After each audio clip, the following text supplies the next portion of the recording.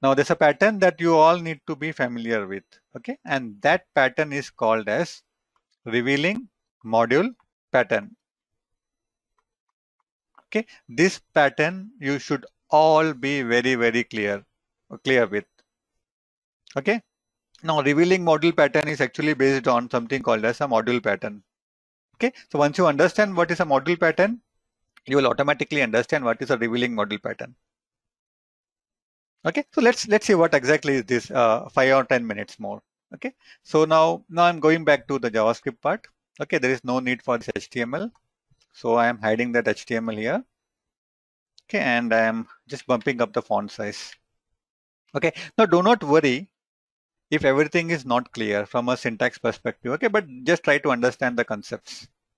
Okay, now suppose here I have a function. Okay, and I am calling it as snack creator. Okay, so is this syntax clear to everyone so far? Everyone understand what is being written now? This is a normal function, right? Called snack creator. Okay, I'll actually make it as small here. Okay, and internally, this has a function called say create chips. Okay, it will simply return say chips for now. Okay, and it has one more function called say create samosa, and it will return samosa for now. Okay, now observe one thing here. Create chips and create samosa is inside the snack creator. Everyone agrees with that? Okay, that means outside the function here, we are within the global context now. Okay, we'll talk about global context, but global context means here we are at the window level. Okay, at the window level. Okay, right at the window level, can you tell me which is the function I can access from here at the window level? Can I access snack creator? Can I access create chips? Can I access create samosa? Okay, snack creator. Everyone agrees with that? Right, because that is the outer function, right? So maybe here I could come back and say snack creator, and this should work. Okay, let me just put a console dot clear here. Okay, and snack creator is kind of working, right? So I could simply log it out here, snack creator, and this should print undefined because we are not returning anything. That's okay. Okay, it will print undefined. Okay, similarly, I can also, this is the only thing I can do. I cannot do something like create chips.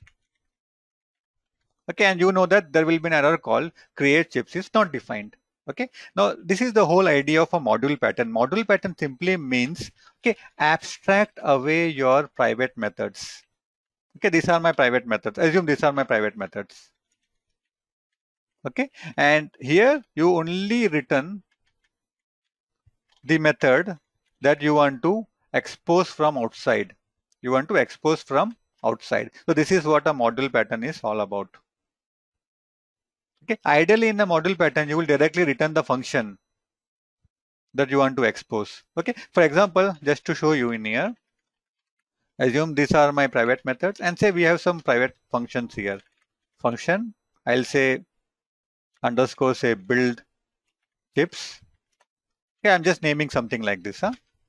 And my convention is to use an underscore for private methods.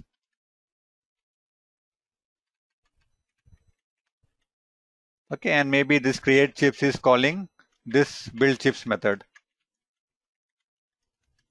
Okay, and maybe create samosa is calling the build samosa method. Correct? But the thing is, right here, I can only access snack creator. Okay, I cannot access any other methods. So what happens in a module pattern is you simply return this function from here. Okay, you simply return the function from here as part of the function call.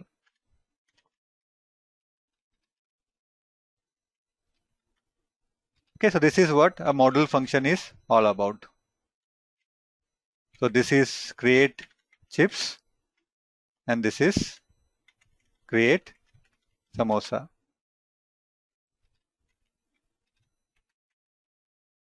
Okay, this is your module pattern. So what the meaning of this is this: when you try to call this method, so maybe I'll create a variable called snack maker, and I'll say I'll invoke the method called snack creator. Okay, so this will actually return this two methods that contains this create chip reference as well as create samosa. Okay, that is what is being written from the snack creator method. Okay, and then I could say snack maker dot create chips. Okay, maybe I could simply log this value here. Okay, and I'll actually make it correct. Whatever error is there, I'll fix the error. Okay, and I'll say create samosa. Okay, and the error is snack maker, right? So let me just correct the spelling here. Okay, and now if you take a look at the output here, you're actually getting the value of chips and samosa getting logged. See, here you have chips, here you have samosa, because when you call the method snack creator, this object is being returned, and this is known as module pattern. So in module pattern, what you did, you expose the private public methods, and this private method is only internally accessible. So from outside, you cannot access build chips and build samosa. It is very clear, everyone, what is a module pattern? So once you understand what is a module pattern, let's see what is a revealing module pattern. Okay, so this is a module pattern. Okay, so I'll simply copy this code. Okay, I'll share this code with you all. Okay, and let's convert this module pattern into revealing module pattern. Okay, so I don't need this HTML.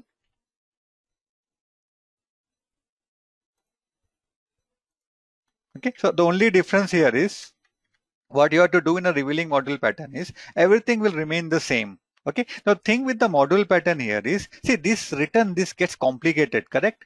Because if there are a lot of functions, okay, so this module pattern itself become difficult to maintain. Okay, because this code will be multiple lines of code, correct? This can get messy. So what happens in a revealing module pattern is you will simply move this method to this function level, just like this. Okay, so create chips and create samosa is moved. Okay, and here you only refer that function.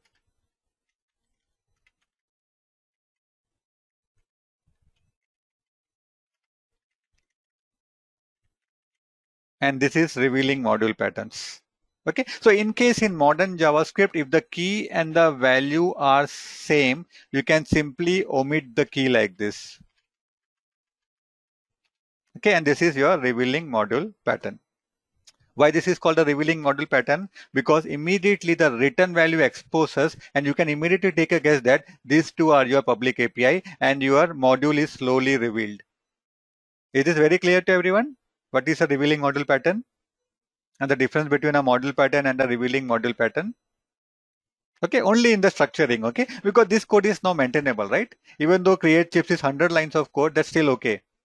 So keep this point in mind, module pattern and revealing module pattern. This is actually used in a lot of libraries and framework, like your jQuery, even in your Angular, even in React, and even in many other libraries and frameworks. Okay, so this is one pattern that we are taking a look at right now. And over a period, we'll be taking a look at tens of patterns like this.